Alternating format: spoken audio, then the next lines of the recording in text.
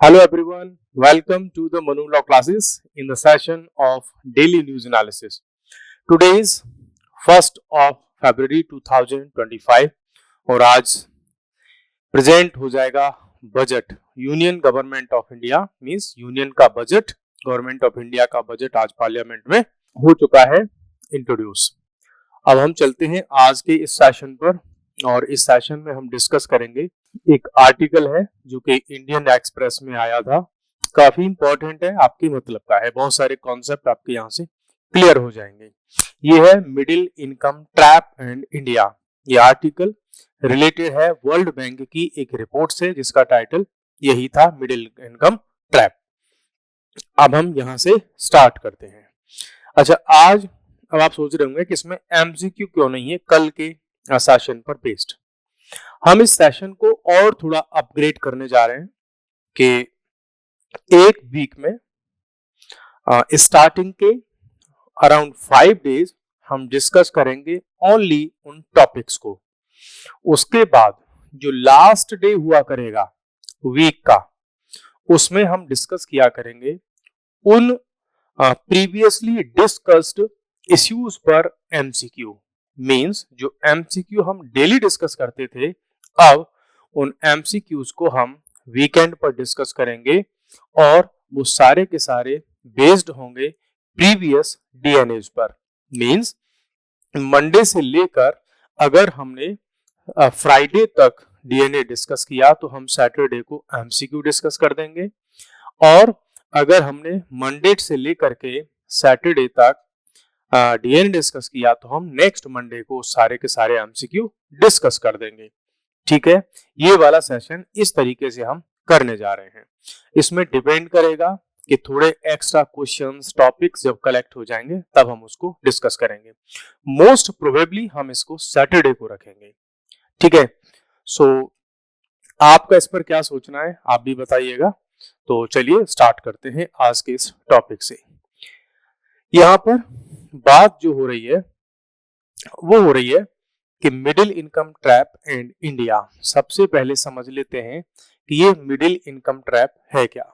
देखो, वर्ल्ड के जो कंट्रीज होते हैं उनको वर्ल्ड बैंक मोस्टली कुछ ग्रुप्स में क्लासिफाई करती है। एक तो लोअर इनकम होता है, ठीक है, और एक हम कह सकते हैं कि थोड़ा सा उससे अपर की इनकम, हम उसको कह सकते हैं मिडिल इनकम। मीन कंट्री ना तो बहुत ज्यादा पुअर इनकम वाला है और ना ही हाई इनकम वाला है।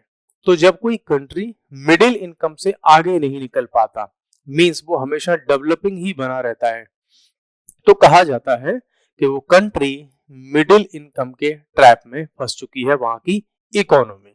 So this is the concept. और इंडिया को भी मिडिल इनकम ट्रैप इकोनॉमीज में काउंट किया जा रहा है, इंक्लूडिंग अदर कंट्रीज।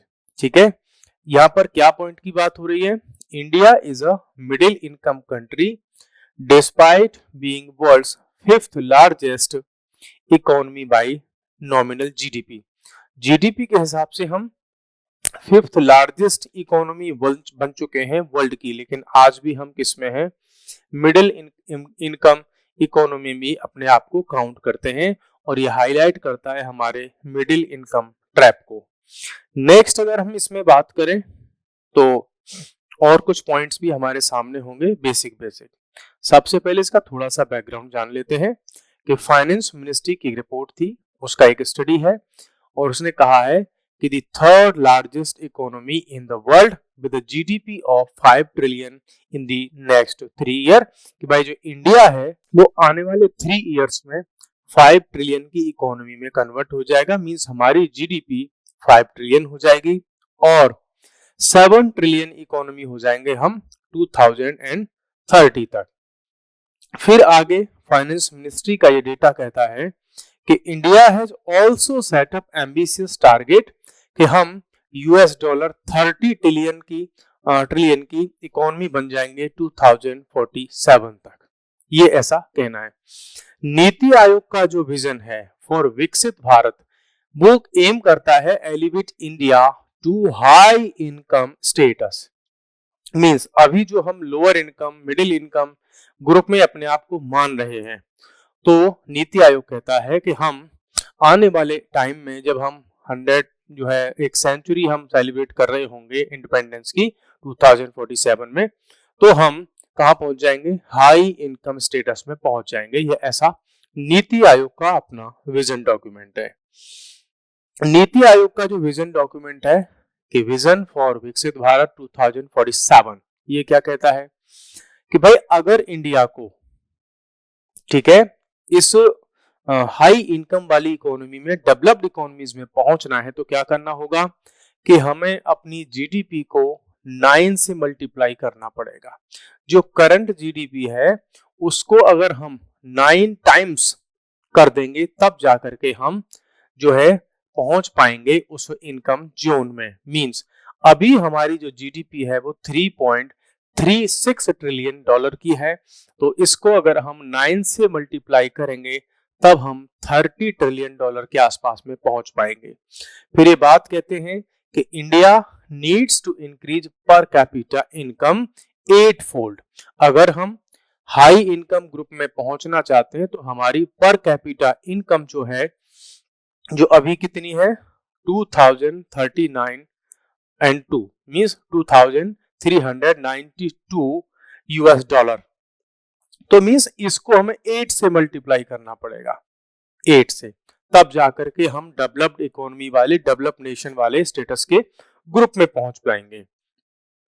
अब ऐसा हम सोच रहे हैं, गवर्नमेंट सोच रही है, हमारा थिंक टैंक ऐसा प्लान कर रहा है, लेकिन उस सब के लिए हमें करना क्या होगा, क्या क्या हमारे सामने चैलेंजेस हैं कि पेपर आइडेंटिफाइज स्ट्रक्चरल चैलेंजेस। क्या क्या है चैलेंजेस हमारे पास में है?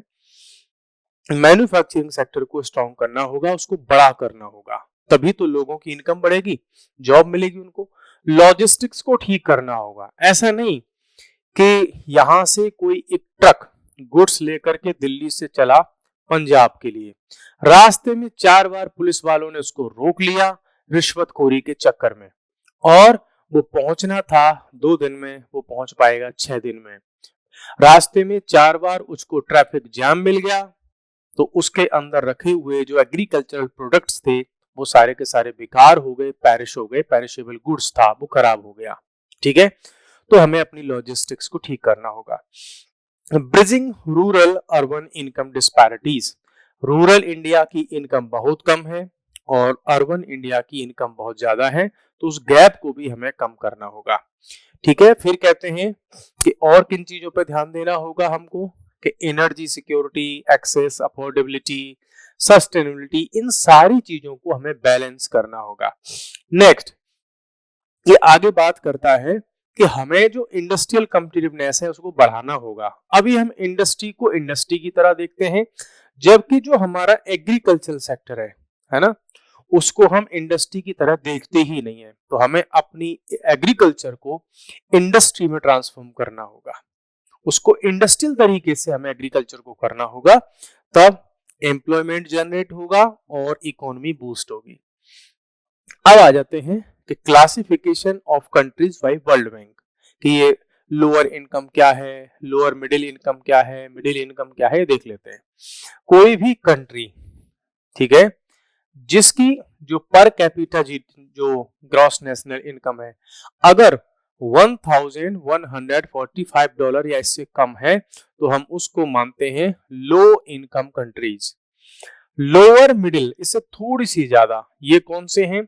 जिनकी पर कैपिटा जीएनआई कितनी है 1146 से लेकर के 4515 तक के बीच में आती है। फिर उसके बाद आती है हमारी अपर मिडिल इनकम कंट्रीज। ये कितने हैं कि इससे ऊपर हैं, मींस यहां से आगे निकल गए और इस रेंज तक आते हैं 14,005 तक।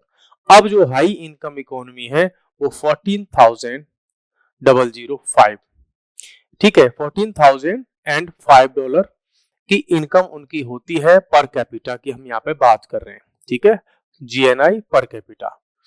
तो जब ये यहां पर है तो इंडिया का जो टारगेट है वो अपने आप को यहां पर लाने का है कि हम अपने आप को हाई इनकम इकोनॉमी में, हाई इनकम कंट्रीज में लेकर के आना चाहते हैं। तो इसको अगर आप कैलकुलेट करोगे, है ना, तो रुपए में अगर आप इसको कैलकुलेट करोगे तो इसका मतलब ये हुआ कि हमारी पर कैपिटा इनकम जो पर ईयर के बेसिस पर कैलकुलेट होती है वो एवरी पर्सन की इनकम 1 लाख करनी पड़ेगी गवर्नमेंट ऑफ इंडिया को, स्टेट गवर्नमेंट को, सबको मिल करके। तो अगर लोगों की इनकम पर capita income 1 lakh per month हो जाएगी तब जाकर के हम उस हाई इनकम कंट्रीज की कैटेगरी में पहुंच पाएंगे। ठीक है, आगे बढ़ जाते हैं। अब ये जो क्लासिफिकेशन है इसका एक पॉइंट है जहां से क्वेश्चन बन सकता है कि जब हम इन कंट्रीज का क्लासिफिकेशन करते हैं तो बहुत छोटे कंट्रीज का नहीं करते। उसके लिए हम देखते हैं कि उन कंट्रीज की पॉपुलेशन कम 30,000 से ज्यादा हो। ऐसा ना हो कि छोटे छोटे से कंट्री भी दुनिया में बहुत है जिनकी खुद की पॉपुलेशन 10,000 5,000 है, तो उनको इसमें हम काउंट नहीं करते। Middle income countries data World Bank क्या कहता है कि मिडिल इनकम जो कंट्रीज है वर्ल्ड में are home to 75% world population. ये जो मिडिल इनकम कंट्रीज हैं 75% वर्ल्ड की पॉपुलेशन यहाँ रहती है और 60% of the world's poor world के 60% गरीब यहीं पर रहते हैं। नेक्स्ट का पॉइंट है इस और at the same time 1/3 of global GDP यहीं से आती है 33%, जबकि are responsible 40% global economic output. World का 40% इकोनॉमिक आउटपुट यहां से आता है। अच्छा, अब ये जो हम कह रहे हैं वर्ल्ड बैंक कह रही है या गवर्नमेंट ऑफ इंडिया या विजन डॉक्यूमेंट जो हमारा नीति आयोग का है वो कह रहा है कि हमको मिडिल इनकम से हाई इनकम में पहुंचना है, तो क्या ऐसा कुछ कंट्रीज कर पाए? क्योंकि ये ट्रैप होता है मिडिल इनकम कंट्रीज का। तो अभी तक लास्ट 34 इयर्स में ओनली 34 कंट्रीज ऐसे हैं जो मिडिल इनकम से हाई इनकम में मूव हुए हैं। और गजब की बात यह है कि उनमें से ज्यादातर सारे के सारे कंट्रीज कहां से हैं?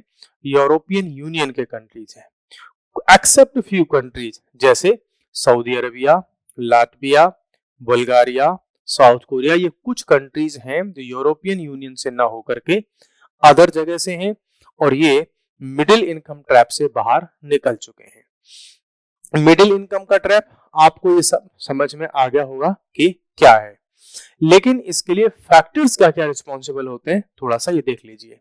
राइजिंग लेबर कॉस्ट, कंट्रीज में ऐसे जो मिडिल इनकम वाले जो कंट्रीज होते हैं वहां पर जो लेबर कॉस्ट होती है वो काफी बढ़ रही होती है और बढ़ने की वजह से क्या होता है कि जो इंडस्ट्रीज हैं उन पर खर्चा ज्यादा आ जाता है। क्यों? उनको लेबर बहुत महंगी मिलेगी, एम्प्लॉइज बहुत महंगे मिलेंगे, ज्यादा सैलरी देनी पड़ेगी, वेजेस ज्यादा देने पड़ेंगे। क्या होगा फिर?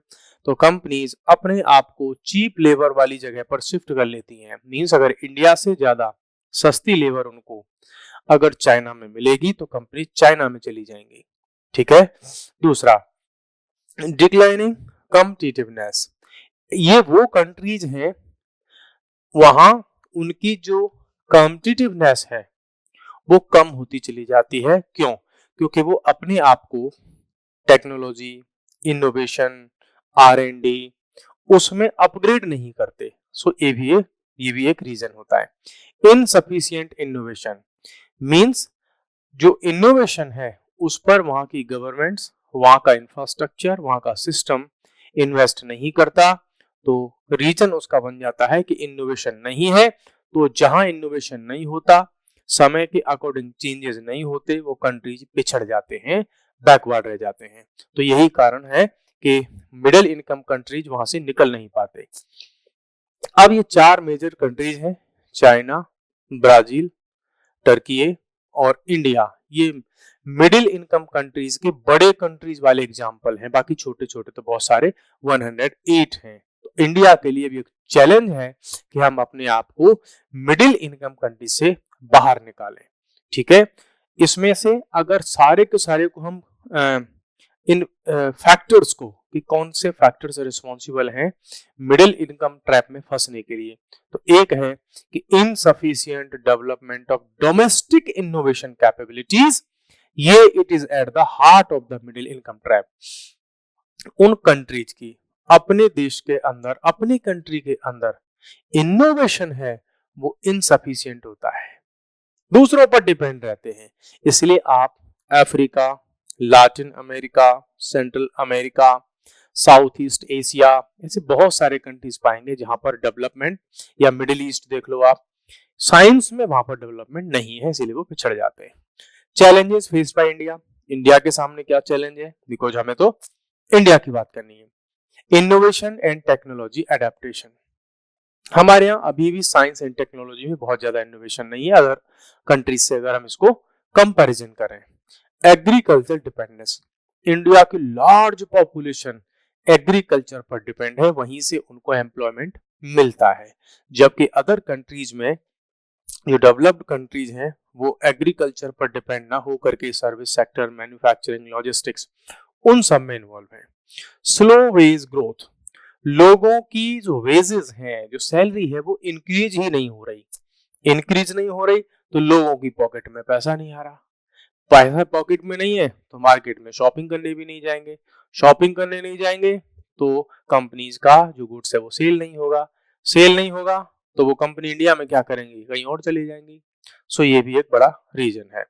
ग्लोबल कंपटीशन, जो कंट्रीज R&D में, इनोवेशन में, टेक्नोलॉजी में आज के हिसाब से देखें AI में इन्वेस्ट नहीं करेंगे तो क्या होगा, वर्ल्ड से compete नहीं कर पाएंगे, तो कोई और कंट्री के सॉफ्टवेयर्स, उनके टूल्स, उनके हार्डवेयर्स, उनकी सर्विस कंडीशंस, वो हमारी कंट्री को क्या कर देंगे, पीछे छोड़ देंगे, और हमसे कोई हमारे गुड्स और प्रोडक्ट्स या सर्विसेज परचेज नहीं करेगा, और हम वर्ल्ड में compete नहीं कर पाएंगे, और बनकर के रह जाएंगे हम मिडिल इनकम कंट्री। क्या क्या सजेशन हो सकते हैं, तो जो प्रॉब्लम है उन्हीं के सॉल्यूशन पे बात कर लो। इनोवेशन हमको इंक्रीज करना पड़ेगा, ह्यूमन रिसोर्स डेवलपमेंट में, ह्यूमन कैपिटल में इन्वेस्ट करना पड़ेगा, particularly through education and skill development, लोगों की एजुकेशन को इम्प्रूव करना होगा और उनकी स्किल पर जो है हमें फोकस करना होगा कि उनको कुछ स्किल्स आए। एक एग्जांपल दे लेते हैं, इंडिया में करोड़ों लोग एवरी ईयर ग्रेजुएशन करके निकलते हैं। अब कोई BA करके निकल रहा है, कोई BCom करके निकल रहा है, कंपनी में जब वो इंटरव्यू देने जाते हैं, एग्जाम देते हैं, उनसे पूछते हैं कि कंपनी में ये वाला कोई काम आप कर सकते हो, नहीं कर सकते। BCom वाले से पूछते हैं कि अकाउंट्स की कुछ डाटा एंट्री कर सकते हो, अकाउंट्स की बैलेंस शीट बना सकते हो, बोला नहीं, BCom करके आ गए। लेकिन कंप्यूटर वाले से पूछ रहे हैं कि आप कोई बेसिक कोडिंग कर सकते हो, नहीं कर सकते हो। बेसिक रिज्यूम बना सकते हो, एप्लीकेशन लिख सकते हो, इंटरनेट पर अच्छे से सर्च कर सकते हो, नहीं कर सकते। वीडियो एडिटिंग कर सकते हैं, नहीं कर सकते।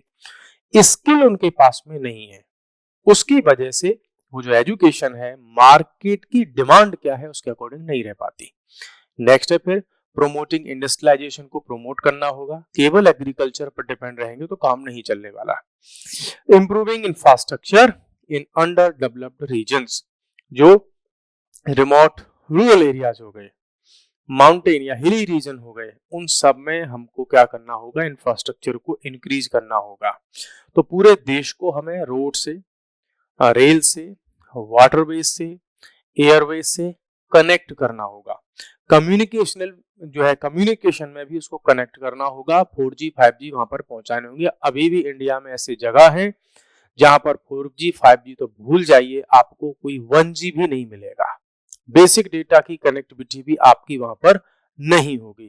तो आज के लिए गाइस इतना ही, कल फिर मिलते हैं नेक्स्ट सेशन में। Thank you, bye bye, take care.